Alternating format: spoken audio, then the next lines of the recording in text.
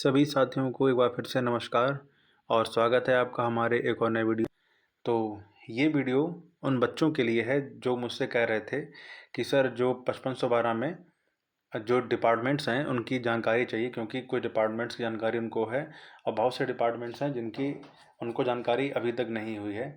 मैं इस वीडियो में आपको एक एक डिपार्टमेंट के बारे में जानकारी दूंगा कि कौन सा डिपार्टमेंट अच्छा है, कौन सा आराम वाला डिपार्टमेंट है ना, और कहाँ पर आपको कितना काम करने को मिल सकता है। ओके, तो अब हम चलते हैं अपने डिपार्टमेंट वाले सेक्शन में।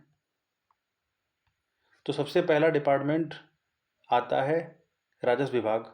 यदि हम इस विभाग के बारे में कहना चाहें तो ये कहेंगे कि ये डिपार्टमेंट किसी परिचय का मोहताज नहीं है।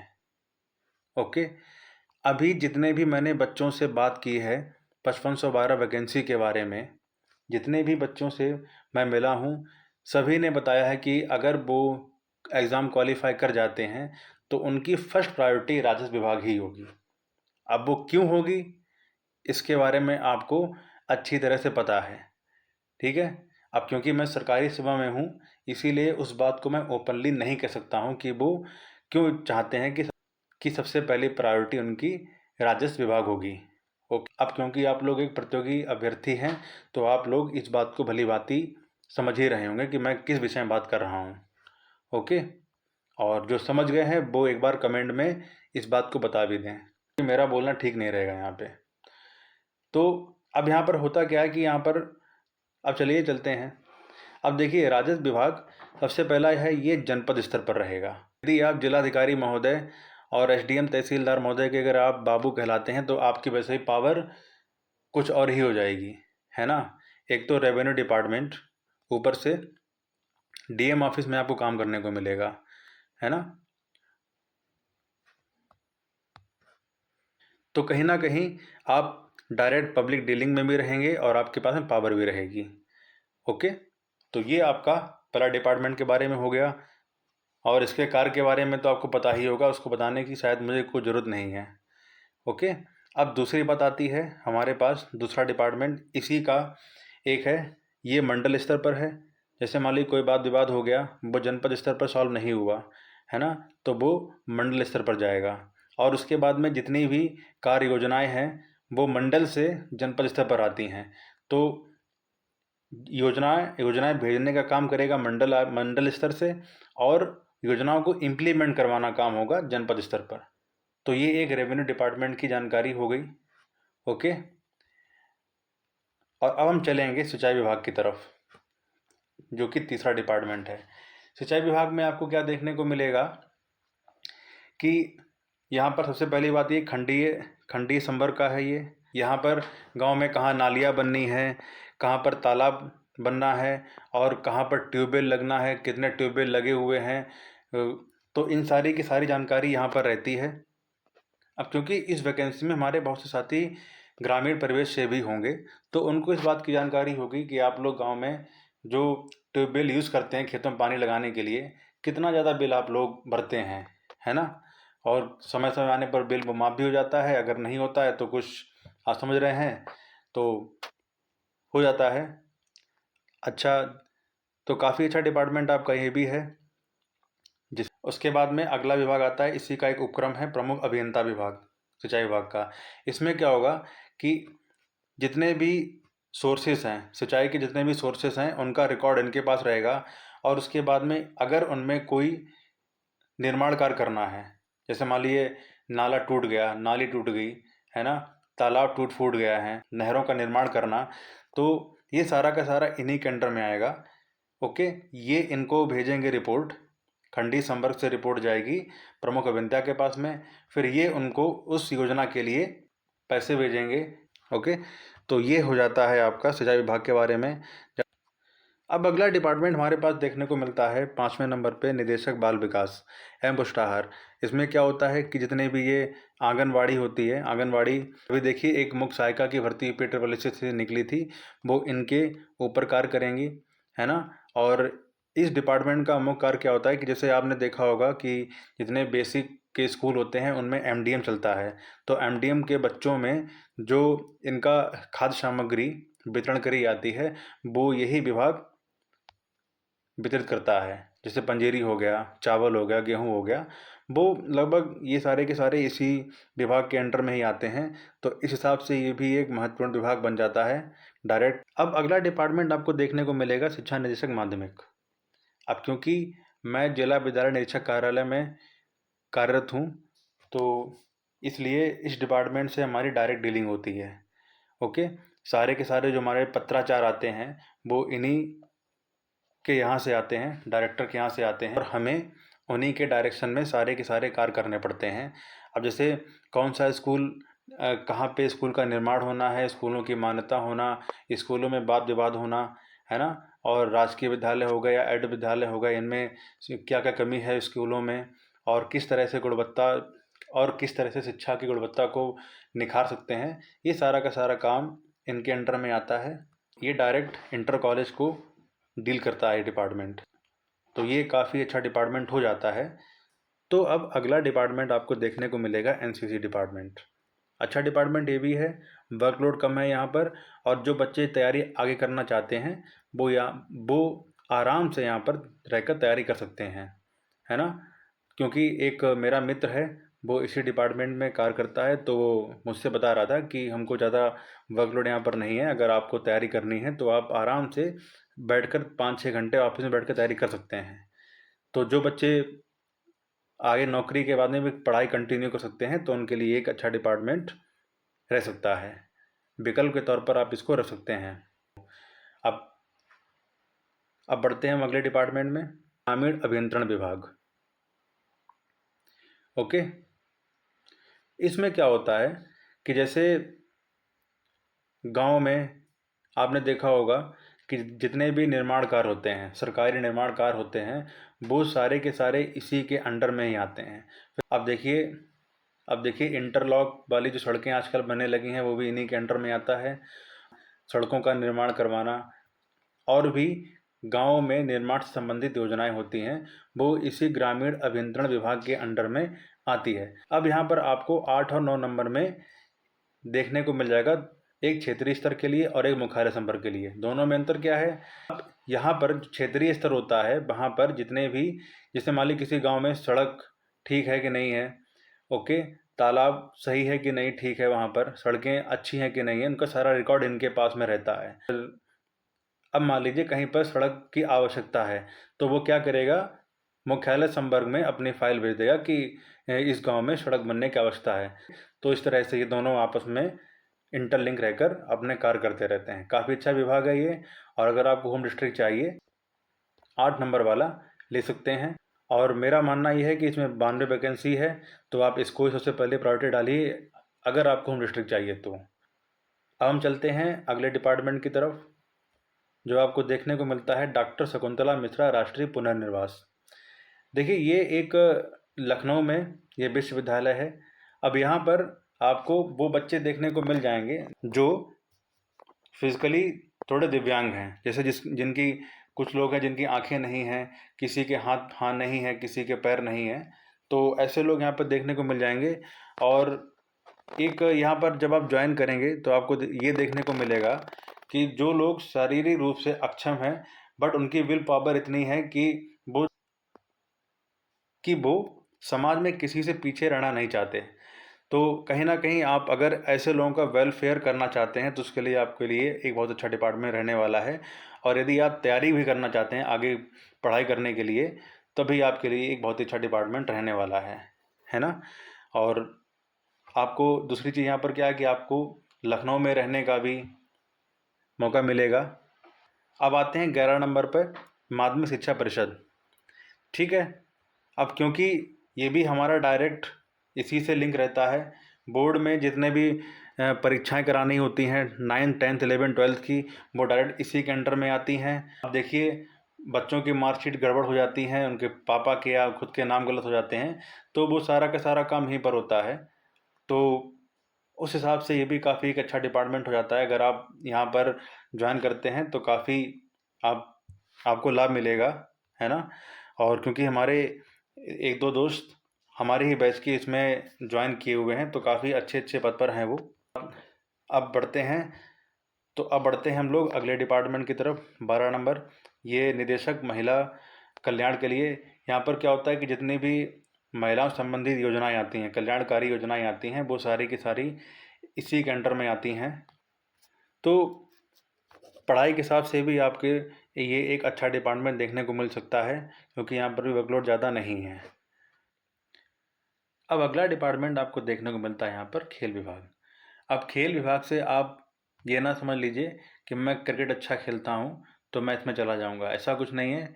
आपको यहाँ पर ऑफिस वर्क ही करना पड़ेगा, है ना। लखनऊ में रहना पड़ेगा आपको। अच्छा डिपार्टमेंट है लखनऊ में रहकर पढ़ाई करने के लिए, ज़्यादा वर्कलोड इसमें भी नहीं है। ओके, अगला विभाग है सूचना आयोग, 14 नंबर पे। तो इसमें आपको जैसे इसका डिपार्टमेंट लखनऊ में ही है, इसका हेड ऑफिस। तो जो साथी लखनऊ में रहना चाहते हैं उनके लिए काफ़ी एक अच्छा डिपार्टमेंट देखने को मिलता है ये। और यहाँ मैं 1-2 बार जा भी चुका हूँ अपने विभाग के कार्य से, तो इस हिसाब से काफ़ी एक अच्छा डिपार्टमेंट देखने को मिलता है। अब 15 नंबर में आपको देखने को मिलता है उच्च शिक्षा जननायक चंद्रशेखर विश्वविद्यालय बलिया। तो पहली बात तो ये कि ये डिपार्टमेंट उनके लिए अच्छा है कि जो बलिया साइड के हैं। दूसरी चीज़ मुझको इसमें एक कुछ समझ नहीं है कि 1900 ग्रेड पे की जॉब है ये, मतलब 2000 ग्रेड पे की जॉब भी नहीं है। आप देख सकते हैं यहाँ पर 1900 ग्रेड पे की जॉब है। तो इस हिसाब से ये मुझे थोड़ा ओके ओके लगा, और उसमें कुछ ज़्यादा नहीं है, आपको विश्वविद्यालय में आप रह सकते हैं। और अब यहाँ पर आपको अगला डिपार्टमेंट देखने को मिलता है यूपी प्रोजेक्ट कॉर्पोरेशन लिमिटेड। अब लिमिटेड को देखकर आप ये मत समझिएगा कि ये कोई एक प्राइवेट फर्म है, ऐसा कुछ नहीं। ये एक पीएसयू है जो सरकार की गवर्नमेंट की अंडरटेकिंग में कार्य करती है। कार्य इसका क्या होता है कि जो बड़े बड़े गवर्नमेंट प्रोजेक्ट होते हैं उस पर ये लिमिटेड काम करती है। तो ये काफ़ी एक, तो इस हिसाब से एक ठीक है, अच्छा है। लेकिन इसमें भी वही चीज़ आती है कि ये 1900 ग्रेड पे की जॉब है। 17 नंबर पे अगला डिपार्टमेंट आपको देखने को मिलता है कृषि विपणन एवं कृषि विदेश व्यापार। ओके, इसमें क्या होता है कि जैसे मान लीजिए कि वो किसान है, किसान ने फसल उगाई और उस फसल को उसका उचित दाम मिल सके मार्केट में, इसलिए इस डिपार्टमेंट का बनाया गया है ना। अभी ये एक उभरता हुआ डिपार्टमेंट है और कहीं ना कहीं ये एक अच्छा डिपार्टमेंट है, क्योंकि ये मंडी परिषद से डायरेक्ट लिंक डिपार्टमेंट होता है। तो काफ़ी अच्छा डिपार्टमेंट आपको देखने को मिल सकता है आपको। और ठीक है, समझ रहे हैं मैं बोलना क्या चाह रहा हूँ। अब आते हैं हम 18 नंबर पे, पंचायती राज विभाग। जिन जिन जिन बच्चों से मैंने बात करी है, तो रेवेन्यू के बाद में उनका दूसरी प्रेफरेंस पंचायती राज विभाग है। बहुत से बच्चों ने मुझसे कहा कि पंचायती राज विभाग, अब क्योंकि तो इसका काम, मेन काम क्या होता है, गांव का विकास करना। किसके साथ मिलकर? प्रधान के साथ मिलकर, है ना। तो कहीं ना कहीं ये काफ़ी अच्छा डिपार्टमेंट हो जाता है और पब्लिक डीलिंग डिपार्टमेंट है। तो यहाँ पर भी आपको एक अपने आप में एक पावर महसूस होती है कि हाँ, लोग हमारे पास आ रहे हैं और मुझसे मैं उनका काम कर रहा हूँ, तो आपको अच्छी एक अंदर से खुशी मिलती है। तो इस डिपार्टमेंट के बारे में इतना ही बताना चाहता हूँ मैं आपको। अब आते हैं 19वें नंबर पे, भूगर्भ जल विभाग के बारे में बात करते हैं। यहाँ पे काफ़ी अच्छा डिपार्टमेंट ये भी उनके लिए जाता है जो बच्चे आगे पढ़ाई करना चाहते हैं। और एक इस डिपार्टमेंट की अच्छी बात क्या है कि देखिए, यदि आप सिविल डिप्लोमा होल्डर है ना, तो यहाँ पर कनिष्ठ सहायक से डायरेक्ट इंटरनल एग्ज़ाम होते हैं और डायरेक्ट जेई बन सकते हैं। इस डिपार्टमेंट की सबसे अच्छी बात ये मुझे लगी है। 1-2 दोस्त मेरे हैं तो वो बता रहे थे कि यहाँ अभी खैर वो बने नहीं हैं, बट उन्होंने कहा था कि अगर आगे मैं इंटरनल एग्ज़ाम दे लेता हूँ और मैं अपने सर्टिफिकेट लगा दूँ तो मैं जेई डायरेक्ट बन सकता हूँ। देखा जाए प्रमोशन के बेस पर ये काफ़ी अच्छा डिपार्टमेंट आपको देखने को मिलता है। और सेकंड, अगर आप पढ़ाई करना चाहते हैं, तैयारी करना चाहते हैं, उस हिसाब से भी ये काफ़ी एक अच्छा डिपार्टमेंट देखने को मिल सकता है आपको, है ना। सेम वैसा ही संस्कृति विभाग, अगर आप आगे तैयारी करना चाहते हैं तो संस्कृति विभाग भी आपको एक अच्छा डिपार्टमेंट देखने को मिल सकता है। अच्छा, मैं आपको बताना चाहता हूँ कि जब मैं इस विभाग में मेरा चयन हुआ, शिक्षा विभाग में, अब क्योंकि शिक्षा निदेशक बेसिक से हम लोगों की ज्वाइनिंग हुई थी, तो हम एक जनपद में, जिस जनपद में हमारी पोस्टिंग हुई है उसमें लगभग हम लोग 18 लोगों की ज्वाइनिंग हुई थी, जिसमें से कुछ लोग की ज्वाइनिंग राजकीय विद्यालय में हुई थी, है ना। कुछ राजकीय उच्चतर माध्यमिक विद्यालय में उनको ज्वाइनिंग हुई थी और मेरी सीधे डायरेक्ट कार्यालय में ज्वाइनिंग हो गई थी। अब क्योंकि मैं और एक मेरा मित्र दोनों की ज्वाइनिंग साथ साथ हुई थी और दोनों के नंबर भी सेम आए थे, है ना, तो क्या हुआ था कि उसको स्कूल मिल गया और मुझे ऑफिस मिल गया। और हम लोगों ने डिसाइड ये किया था कि सेवा में जाने के बाद में भी हम लोग आगे की तैयारी करते रहेंगे और तैयारी अपनी कंटिन्यू रखेंगे। लेकिन अब क्योंकि मैं ऑफिस वर्क है मेरा, डायरेक्ट पब्लिक डीलिंग डिपार्टमेंट था, तो मैं इतना पढ़ाई में ध्यान दे नहीं पाता था, है ना। और जो मेरा वो मित्र है, तो वो उसको राजकीय उच्चतर माध्यमिक विद्यालय मिल गया था और उसको तैयारी करने का भी प्रॉपर टाइम मिल गया था। तो बाद में वो अभी थोड़े दिन पहले एसआई बन गया है, तो काफ़ी अच्छा रहा उसके लिए। तो जो बच्चे तैयारी करना चाहते हैं उनके लिए कुछ डिपार्टमेंट आपको बता देता हूँ मैं, है ना।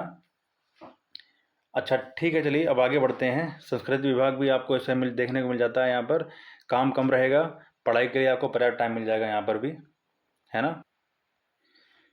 अब अगला डिपार्टमेंट आपको देखने को मिलता है राज्य स्वास्थ्य एवं परिवार कल्याण संस्थान। ठीक है, ये आपने इस विभाग के बारे में देखा ही होगा। जितने भी आपके सरकारी हॉस्पिटल होते हैं तो ये डायरेक्ट उनसे लिंक डिपार्टमेंट होता है। जैसे फैमिली प्लानिंग इन्हीं काम होता है, ठीक है।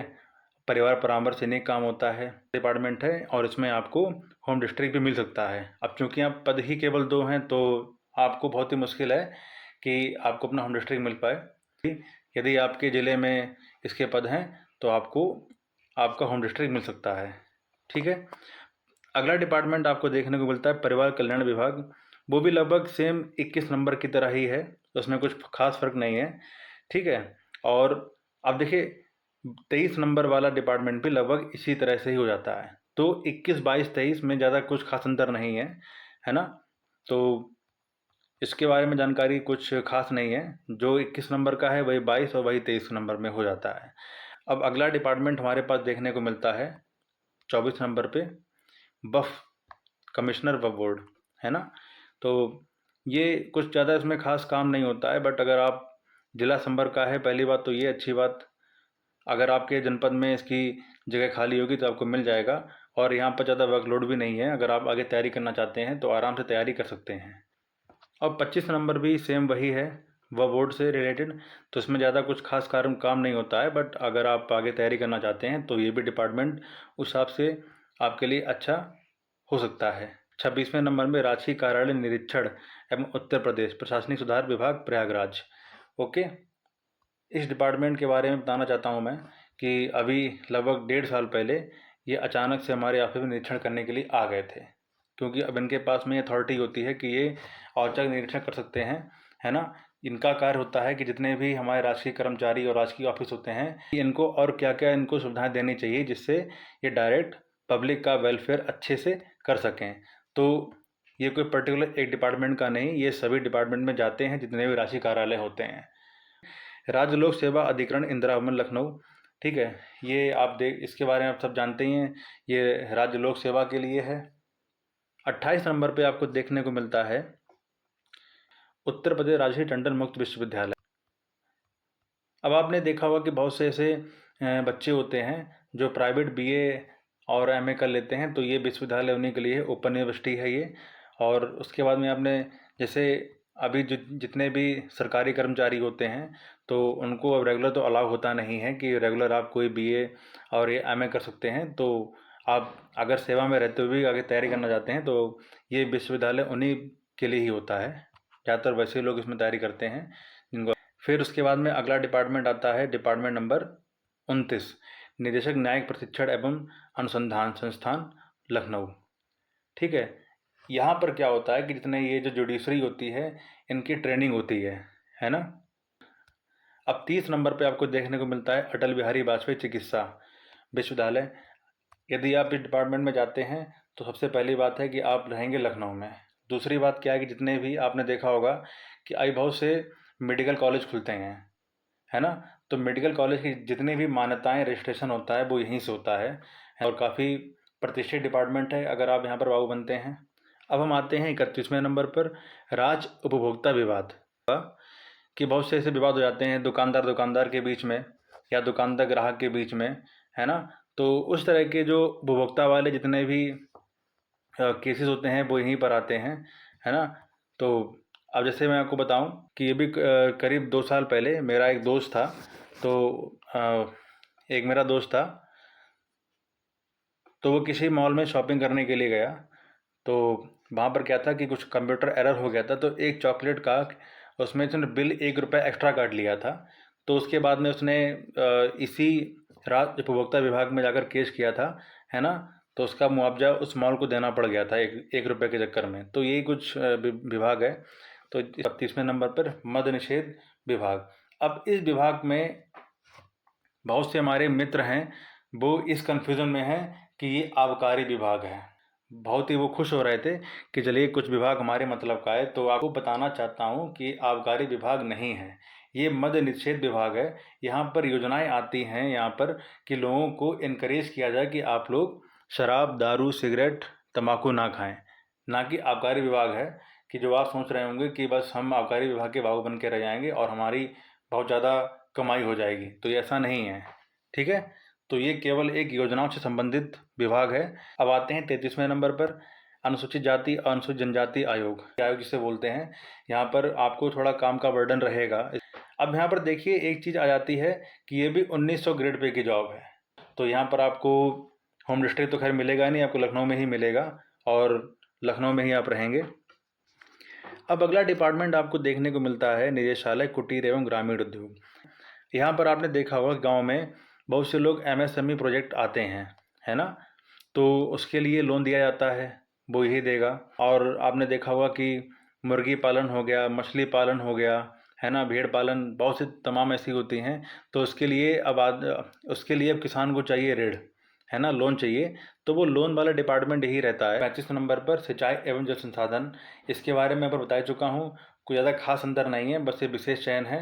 बाकी कोई खास अंतर इसमें और उसमें नहीं है, सेम डिपार्टमेंट है। तो इसमें कुछ खास बताने की मुझे ज़रूरत नहीं है। तो इस वीडियो में जितने भी डिपार्टमेंट थे हम लोगों ने सारे डिपार्टमेंट का डिस्कस किया है। जैसे ही मुझे टाइम मिलेगा मैं आपके क्वेश्चंस का उत्तर दूंगा। तो ये आज का वीडियो उन्हीं बच्चों के लिए था जिन्होंने मुझसे कहा था कि सर जो डिपार्टमेंट्स की लिस्ट दी है उसको एक एक डिपार्टमेंट के बारे में कुछ कुछ मुझे बता दीजिए। तो ये हल्का सा एक ओवरव्यू था कि किस डिपार्टमेंट में आप जाएंगे तो कहाँ पर आपको क्या मिलेगा, है ना। अब मैं आपको अगले वीडियो में बता दूंगा कि कौन से डिपार्टमेंट आपके लिए अच्छे रहेंगे, कौन से डिपार्टमेंट ऐसे हैं जहाँ पर आपको आराम प्लस टाइम मिलेगा प्लस वर्कलोड कम होगा, जिससे कि आप अपनी आगे की तैयारी कर सकते हैं। तो उम्मीद है आपको ये वीडियो बहुत ही अच्छा लगा होगा। अब मिलते हैं हम लोग अगले वीडियो में, तब तक के लिए नमस्कार।